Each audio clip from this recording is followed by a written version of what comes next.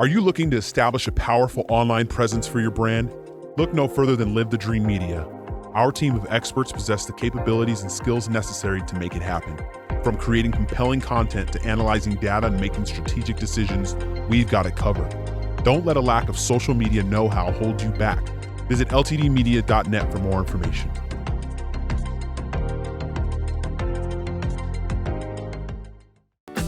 Copper Creek Cookies, Copper Creek Cookies, coppercreekcookies.net. We can print anything on our soft vanilla logo cookies. We deliver them and other sweet treats locally.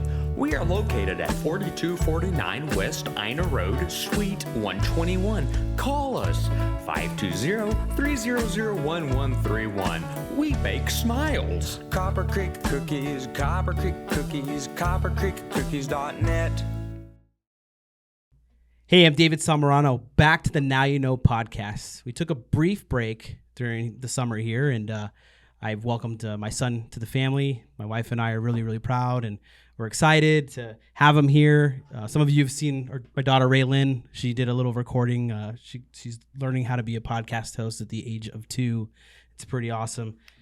But it's nice to be back in the studio. I have a really dynamic guest here today. I'm going to let her take it from here, talk about who she is, what she's doing, and why you should follow her. Thank you for having me. First and foremost, I am so excited to be here. My name is Dana Hanson. I am a mindset coach and educator, and I also have my own podcast, Happy, Healthy, Wealthy.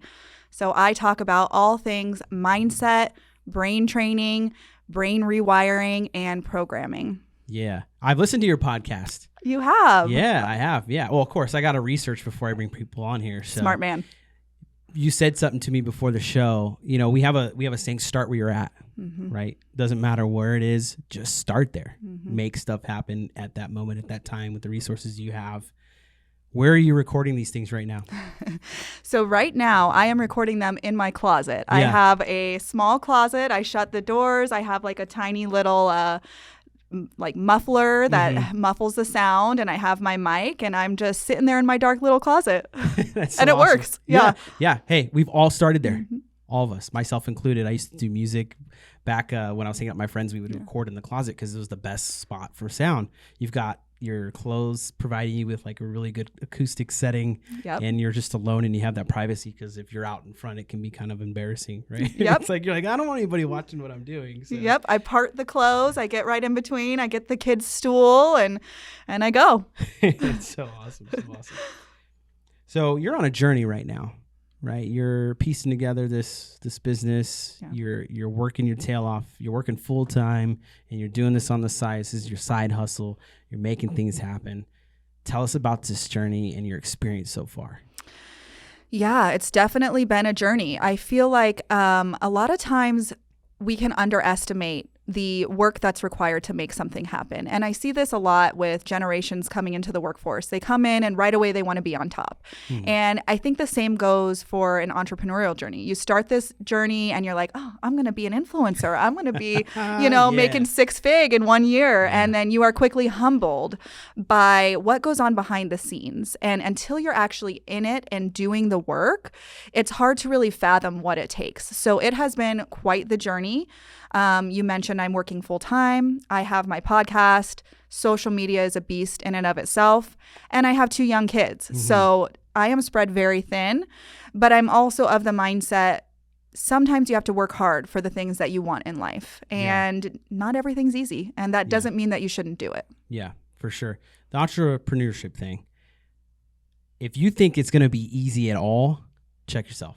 Right? Like, it's just not. And this idea of instant gratification is something we have talked about a lot. And we actually did the Unrestricted Free Agent podcast, which is when we have Behind a Paywall, which is talking a lot about like mindset stuff like you are. So that's why I was really excited to get you here on this podcast, because you and I, being podcasters, being in similar journeys, and you're kind of going through the same thing that I did, we can really relate and talk about stuff and get stuff out there for the listeners to get like, hey, is this something I really should consider? Am I ready for this? Am I mentally ready for this? Right? Because it's difficult.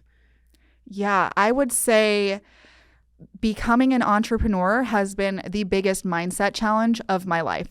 And even though I talk a lot about mindset, I know a lot about mindset, it is still a challenge because this is very difficult. And anybody that tries to sugarcoat it and tell you otherwise is not being forthcoming. And I'm not saying that for some people it can't be easy, right? There's always the outliers that start something and immediately they're successful. But that's not the typical story. Small percentage, right? So what is entrepreneurship to you? How do you see it? What's your perspective? Entrepreneurship to me is still evolving, right? It's evolved every day. It's a process of trying different things, seeing what works for you, seeing what aligns. To me, what attracted me to entrepreneurship was the ability to have something of my own, to build it from the ground up, to have a lifestyle that provides me with freedom, a limitless financial income. Sometimes that's not security, especially in the beginning. You're sacrificing financial security when you're leaving a full-time job. But that's the risk you take with entrepreneurship. And it has so many other rewards that you kind of really have to weigh what your values are. Yeah. I like the thing you talked about with security. And that's probably one of the scariest things for a lot of people, because we talk about how a lot of places will pay just enough for you to stay. Right. And why are we staying? Because we can afford our bills at that time. We can take care of things that we need or particularly want. Right. There's a lot of wants in life. When you sit down and you get a budget sheet and we sit and go, hey, what do we want and what do we need? There's a lot of wants on there. And that's where you can have fun and go, we can get rid of that, the entrepreneurship thing. But I have a story for you from somebody that visited yesterday. And talking about the security thing, this individual amassed $5 million. His mid-20s through real estate and investing, and was on top of the world. And then this was 2007, right? 2007. You already know what's going to happen, right? 2008 happens. That person went from having that $5 million to being $8 million, or losing $8 million, ending up $3 million in the hole. Ouch. In 18 months. So we talk about the security thing. You always got to have that weighing in, right? Because even if you start a business, we're like, I feel pretty secure on what we're doing. Something like AI comes along. Changes the game. Yeah, a big game changer. Everybody right now is fighting. Now you look at Hollywood. That's their big argument. We don't want AI inside of the studios be writing scripts and replacing people, right? Like there's just these huge disturbances. So the security part is huge. And then trying to keep up with everything that's going on too. It's like, so when I see entrepreneurship, like you're saying, like it's always evolving. Absolutely. That is the best definition I've heard of it, because there's not a day that goes by that you're not evolving and not figuring out something else, not putting a fire out. It's intense. It really is. And that's also something that I find that a lot of entrepreneurs have in common is they want the challenge. I am somebody who thrives under a challenge. And that's what I love about being an entrepreneur and being in my own business is there is always something to solve. If something's not working, there's 10 different ways to approach it. And it's a lot of trial and error until you sort of get into your groove. But even when you're in your groove, even if you're making $1 million business, how do I get to 10? How do I get to 20? There's always a next level, which is very exciting. Yeah. Just don't stop. Can't stop. Won't stop. Yep, that's right. I also think that most entrepreneurs that I've met, and a girl was messaging me this on Instagram the other day, is that you almost have to have a delusional level of self-belief. Like you almost have to like gaslight yourself into like, this is going to work no matter what. I am going to continue to evolve. I am going to be a $1 billion business one day. And that's what drives you and keeps you going. Why do you think entrepreneurs need to have that mentality? I think because there's always going to be somebody that doesn't believe in you, right? Absolutely. A friend, a family, an employer. There's always going to be somebody that's trying to bring you down or doesn't see your dream. You can't let that person be you because it is hard. There are days that I have cried, that I have wanted to throw in the towel, that I have said, this is the last time I'm falling down and I'm not getting up, you know, and then I have a weekend reprieve with my kids and I eat a snack and take a nap and I'm like, all right, I can get back up one more time. And I think that's part of the journey, right? Yeah. No, been there for sure. For sure. You know, when you walk away from everything that's easy, like having that paycheck, having all that security, there can be some turmoil. There can be, and again, it can come from your own house, right? It can come from your own family. It can come from there was a podcast. I remember talking to somebody who had interviewed me pretty early in my journey, like of leaving. And I remember talking about how surprised I was with people close to me expressing their doubt. Mm-hmm. You know, and it hurts. And you go, man, like you've already got the world. It feels like the world's against you. But then when you have people in your own home, or you have people in your own family that are going, yeah, this probably ain't gonna work. Do you even know what you're doing? Like, how are you gonna figure this out? What's your business plan? All that stuff. It can weigh you down. It can feel hard. Absolutely. And, you know, I have someone like that in my life who has always been a number one supporter. But this is not how they would do things. This is not their mentality, and they don't understand it. Exactly. And I kind of have to remind myself that they don't have to. Exactly. Yeah. I have to understand it. I have to believe in it. And that's it. I had a feeling you were going to go down that road, because that's the next thing you have to say. You have to understand, right? It's like, they're not going to understand it. You know, my partner here, Clint, that's in here doing the video directing. Thanks, Clint. You're doing an awesome job as always. He's always given me advice through these hard situations, because he's been through it. And he's like, you know what? If they're going to believe in you, they're going to believe you. The people that are going to believe in you are going to let you know. Mm-hmm. They're going to believe in you, and they're going to support you. So, and at the end of the day, you only need that small core, right? And it's okay for 99% of the people to not believe in what you're doing or not want to do it, right?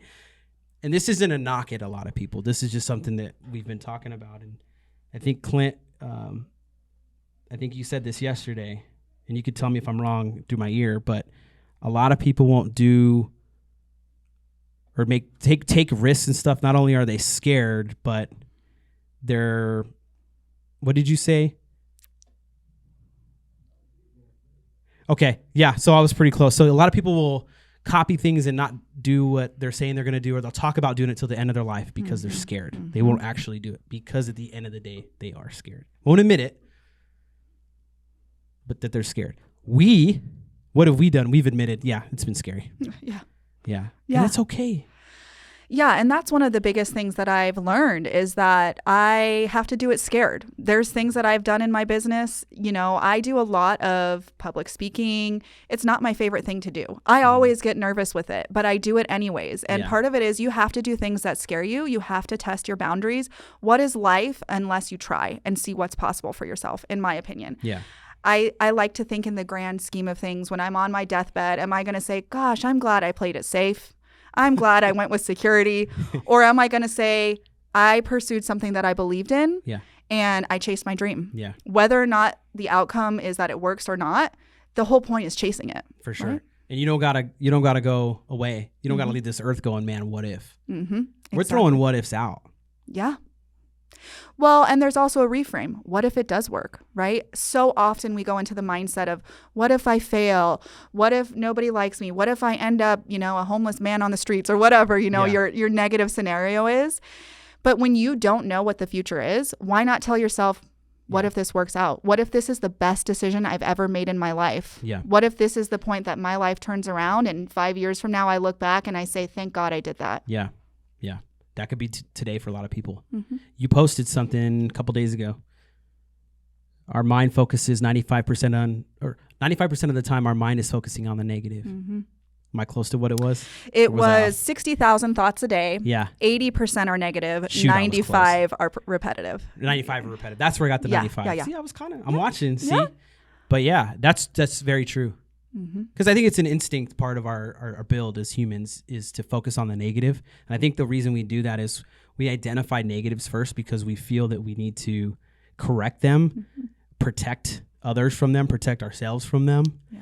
But when you're dealing with intentionally putting yourself in a spot where the negatives can develop, our mind kind of goes a little weird, like, you caused this. This is your fault. So I'm going to focus on that. That's bad. You did this bad. We don't, it's hard to move away from that and go, yeah, I'm in an uncomfortable position, but that uncomfortable position could yield significant possibilities. Yeah. And to sort of to tie this together and backtrack a bit about people not understanding you, I think when people are used to you acting, behaving, showing up a certain way in your life, and they see you making positive change, whether you're on a fitness journey or you're on an entrepreneurial journey or whatever it is that you're chasing, it threatens the status quo.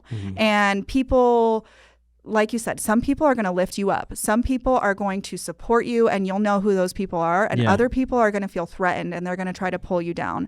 And I had an experience this week where I heard that people were gossiping about me, speaking negative. And I'm human, right? Yeah. I had those self-defeating thoughts. I felt bad. And I think the age-old advice of like, who cares what other people think? Yeah, that's great in theory, but in reality, we as humans are hardwired to care. Yeah. We're pack animals. We're social creatures. We care what other people think. Yeah. So how did I handle it? I recognized that I was upset. I was sad. I let myself feel it. And then I paid attention to my thoughts. I think we as humans let our thoughts run rampant and we just believe everything we think. Yeah. And we don't check ourselves to say, what am I telling myself right now in this moment? What are the thoughts that are going through my head? And then let me choose consciously something different that serves me better. I don't have to think this thought. I can think this instead. And that's the power of mindset. You know why those people are talking about you? Why? You're doing something they're not doing. You're doing something they're scared to do. You're in their head rent-free. You're in their thoughts. You're in their day. Because you're taking the risks that they won't do. You're taking your mindset in a different direction. It's interesting that you say that because that was literally one of my reframes that I used is that maybe these people are gossiping about me or trying to pull me down because I'm doing something they never would or could. Yeah. And whether or not that's true, that's an empowering feeling. That serves me better than thinking these people don't like me. They're talking about me. They're conniving against me. When I reframe it for myself that the reason they're talking about me is because I'm threatening them and their lack of action in their life. Yeah. Whether or not that's true, that makes me feel better, right? So let's go with it. One of our old hosts, her name was Veronica. I think she's going to come back, but she had us a Tribe Talks podcast is what it is. She said something one time that really caught me. And she said, people aren't going to talk crap when you're doing pretty bad. Like things aren't going well for you. They're not going to really talk crap about you. But when they're going to talk crap about you when you're ahead of them, for sure. A lot more. It threatens people, right? I mean, if you're overweight and your friend's overweight and that's how you've always had your relationship and all of a sudden your friend loses weight and gets fit and, you know, that's a change in the dynamic and it's to be expected. Yeah. Yeah. Part of the process. Yeah. And when we're in this realm, we have to be positive. A lot. Often. People have told me, they're like, Dave, chill out. You can't come in here. You're too chippy. Like you're just too excited. Like you're too excited. Like relax. Your energy's not where it needs to be. It needs to be down here. You're up here. But we have to operate. Would you agree? We have to operate at that every day because first off, we're trying to get things done. We're trying to provide. We're trying to serve people. First, we're trying to serve people, right? We're bringing in a product. We're bringing in a service to do what? Help people, right? It's not built around our center of ourselves like we're doing this for us. If you are, it's probably not going to go well. And you're going to get pissed off pretty quick because people aren't going to be outside lined up, right? But we have to stay this way because we have a reputation. We have relationships we have to build in the networking. And we have people we have to take care of. Yeah. So, yeah, I feel like you have to be positive because this is a challenging journey. And if you get in your own mind about negative thoughts or what are people saying or what are people thinking, it doesn't serve you. Nope, for sure. I hope I didn't just kick you. No. Okay, good. I kicked something. No, not me. Yeah, Clint whispered into my ear, so he's got this cool thing he's been talking about. It's called day one mentality. The mentality you have at day one, we're like, I'm going to do this. That first customer you get. How does it go for that first customer of yours? You're going to like do everything you can to make sure they feel good, that they're getting taken care of day one. Well, a lot of people lose that day one mentality. A couple years in, I mean, think of customer service these days. Would you agree with me that it's complete crap right now for most places? Oh, yeah. Like anywhere you get food, you're just like not surprised that it's just crap. Yeah. That day one mentality is gone. And a lot of people go, oh, COVID or whatever it is. But day one. That's what he whispered. He's like, hey, bring in that day one mentality. I love that. I'm going to have to steal that, Clint, because that is genius. He doesn't mind. Okay, good. Yeah, I love it. Yeah. That's from Jeff Bezos. Oh, okay. Yeah. Well, Yeah. good man to follow. Yeah, for sure. So Amazon's still okay. I mean, I'm all about that Amazon Yeah. life. I just bought an Apple Watch from there on Prime Day, so I ain't gonna lie. You know, that's My wife made me, by the way. genius. Yeah. It's genius. Yeah. It really is. Yeah. I'm here for it. Yeah, for sure. All right, we're moving good. I think we're almost to the end here. It's fast. Oh. Believe it or not, we're already half hour over. I could It's sit here all crazy. day. No, it's all good. We got a couple more things to talk about, and I want to move through. We could talk about mindset all day. I think you and I could probably do this all day. I think Yeah. we could probably do another like 5-10 episodes. Let's Easy. do it. Yeah, Get it on the and books. Just cut Part it up. 1. Yeah, Yeah. just cut it up. Yeah. What's the most challenging thing you face in particular? Like one, if you can put it in one just incident. If not, if it's a couple of them. But just what's that one challenge where you're like, hey, I'm going through this, or I went through this. You can get through it. I think the biggest challenge is not having it all figured out. And that's the chase, right? That's why we do this. Like I said earlier, it's a bit of a puzzle going into entrepreneurship. It's trial and error. And when you go down a path and you're really optimistic about it and it ends up being a dead end, that's challenging to say, I spent so many hours and emotional turmoil down this path just to start down another path. Yeah. So I think the falling down a lot, failing a lot is challenging. Yeah. And it's to be expected. It's part of the process. It still sucks. Yeah. Fail forward though. Yeah. Right. You can't learn from anything. Like you have to learn. And the only way you learn is to do what? To fail. Fail.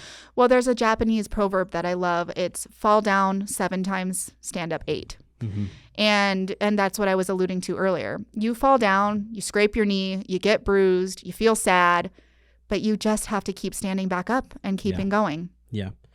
We had a podcast episode here. I like referencing stuff that happens in here. I think you're starting to notice that. Hey, Clint, maybe you can help me with this in my ear. Michael Jordan missed how many shots?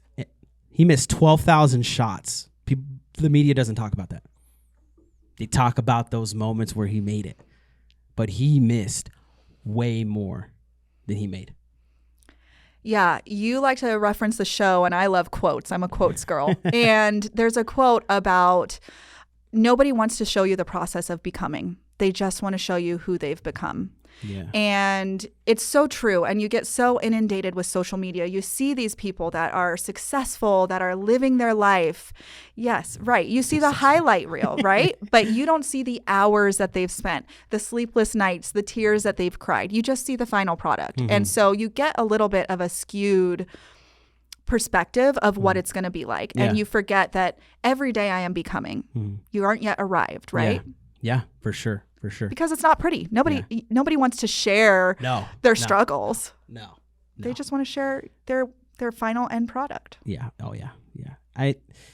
Why do you think that is? Why do you think people don't want to share those struggles? I think because people think if they show where I'm at, where I've arrived, it's inspirational to others. It's like dangling the carrot in a way, you know? What do you think? I feel that. For sure. I feel that might be a reason, but I also feel that Clint whispered in my ear, making sausage isn't pretty. Yeah. Right. But yeah, I don't think it's sexy enough for them to post or to share. Yeah. Right. I think the ones that see the rawness of it, the ones that feel what's going on, the ones that are like closest to us are the only ones that'll usually see that. The reality. Yeah. And we've talked about that. Like, what if you just like really show the journey and all that stuff? Well, oftentimes we don't see the journey for a lot of things until there's a documentary where you go, holy cow, going back to the show and other stuff. Championships weren't won that day of the championship game. It was won in the off season when they were working out. Right. Yeah, and I think people sometimes think it will make them appear lesser than. Everybody's trying to look like an expert and authority. So when you share that you're having a hard time, that you've fallen down, that you're struggling, people might feel like it diminishes their image. Yeah. Do you use LinkedIn? I do. I think you know where I'm going with LinkedIn. I don't know. I'm not a fan of LinkedIn. Uh-oh. You know why? Why? Everybody's like awesome on there. I'm so humbled. I'm so excited. I'm so blessed. I can't even go on it for more than like 2 minutes a day. I go in there to do professional contacts and talk to people, answer questions, answer messages. But when we're talking about what we're talking about right now, I had to bring it up. Because have you seen that before? Oh, yeah. Yeah. Yeah. Oh, yeah. You're like, man, he's going in some deep stuff right now. I might lose a couple followers. You know, I feel like with LinkedIn and with entrepreneurship in Unfollow general. me. Yeah. Uncheck. Yeah. I feel like you get this picture from the outside, and I've had so many networking calls with people I've met on LinkedIn and come to find out they're not making any money. Yeah. They're not successful in their business, Yeah. which in a way is reassuring, right? That there's also people struggling out there, but you would never know that unless you got on a call with them and really had to dig a little bit deeper. Yeah.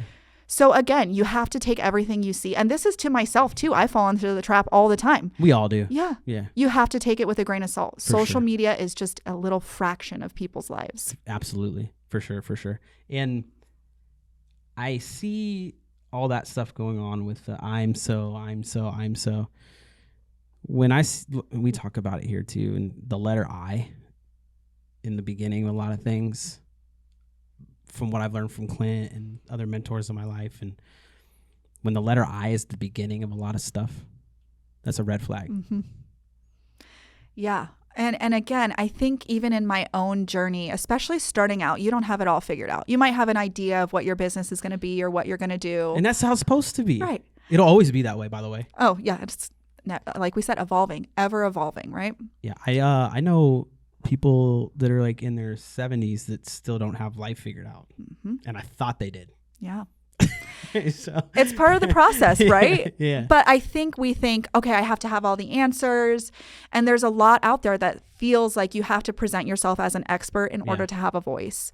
And I heard something once that really inspired me, which was, I'm not an expert. I'm just a contributor to the conversation.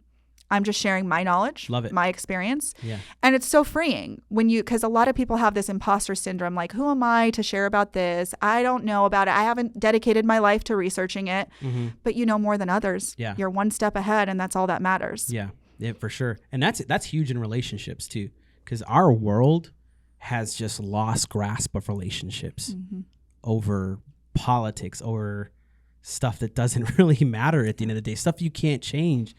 But when you can sit with people from different areas of life and different experiences and different beliefs, that's where things are accomplished. That's when problems get solved.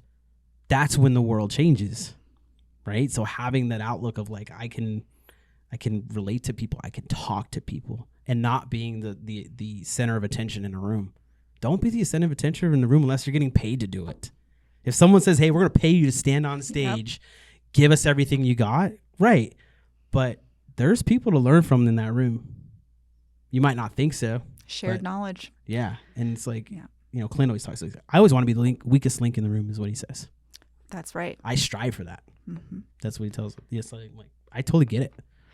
Yeah, there's a saying in the training world, are you the sage on the stage or are you the guide on the side? And I like that. And I think that it takes pressure off of you, right? Yeah. Of yourself to say, I'm just contributing. I'm just bringing my opinions, my knowledge, my information. You're a corporate trainer. So you get paid to go on stage, don't you? Yes. Yeah. Yeah. So okay. Well, and a lot of it is also developing curriculum and training materials. But and you want it to be a conversation. Yeah. You want people to have stake in the game. And so I think when you just make that small mindset shift for yourself, it's so powerful and freeing because you're like, I don't have to know it all. I'm still learning. Yeah, absolutely. What advice do you have to somebody that's getting ready to go on this journey? The advice that I have and that I follow myself is do it before you're ready. Take messy action. Just do it and you'll figure it out. Yeah. What about you? What's your advice? Well, Clint's whispering in my ear because he does often. Clint? He's saying ditch perfection. But you and I had that conversation before here. There is no perfect time to make that move. There's no perfect time to have that kid. There's no perfect time to go for that new job. There's no perfect time to leave that job and do your own thing. There will never be this line of symmetry that appears in your life that you can see in a visible form that is going to tell you everything is aligned for you to make that move or to do it. So if you're focused on that happening, stop. Put your shoes on. Get a running start. Run. Jump. Yep. That's my advice. Yeah. Because I did that. Mm-hmm. Fell a lot. Needed new shoes. Still falling a lot. Got scraped up. I still do stuff. I did something last night that was pretty dumb, just on accident. I left something unsecured that shouldn't have been unsecured. But it's like, just go. Yep. You can get new shoes, or you can go buy used shoes. You can find some shoes. You can get some pants. You're going to be fine. But you can't, you'll never find that line. Yeah, I told my husband recently that I feel like I have this little form of self-sabotage, or maybe it helps me, where I set deadlines like way too close. Like I'm going to start a podcast next week, and then, but what it does for me is it pushes me to do it. I can't re-record it 10 times. I can't obsess over the promo and what I'm going to say because I set a deadline and it's like, ready or not, go. Is it perfect? No. Yeah. But it evolves. The progress that I've made, I just started my business this year. So I'm only 7 months in being live. I started September of 2022. But the me today of the me that I was compared to the me that I was at the beginning of this journey is almost unrecognizable. The content, the quality, the design, the messaging. I mean, you can learn about something all day, but until you actually get in the water, put your feet in and do it, that's where the real learning happens. Preach. Yeah. Preach. She's preaching right now.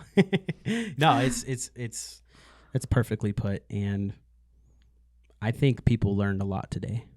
I hope so. I did. I for sure did. I got to share a lot. It's been a while since been in the studio, and it feels good. It feels natural. Yeah. Did you enjoy yourself? I loved it. I'm here for a series, 5-episode series. You tell me. Yeah. Let's do it. Yeah, for sure. Hey, we want to just recognize that this podcast is made possible by Live the Dream Media, ltdmedia.net. If you're looking to do a podcast here, reach out to us. We can make it happen. If you're looking to advertise here, you should do it. We have a great local listener response. It will give you business. It will impact what you're doing. Also, we want to acknowledge 88 Crime. And our partnership with them. We want to thank them for helping the community stay safe and preventing future crime. Also, we want to thank Bulldog Inc. for representing our merch and selling our merch online. If you're looking for shirts, if you're looking for Live the Dream Media shirt, you're looking for something to keep hydrated, go on to our merch spot on our website. It'll take you to Bulldog Inc., get you taken care of. Also, we want to recognize and thank Local Marana for all the local influence that program is doing here in Marana, Arizona. When you get a chance, follow Marana Foodie, follow This is Marana, have fun, share experiences. And again, we thank you for listening to us. Thank you. Thank you.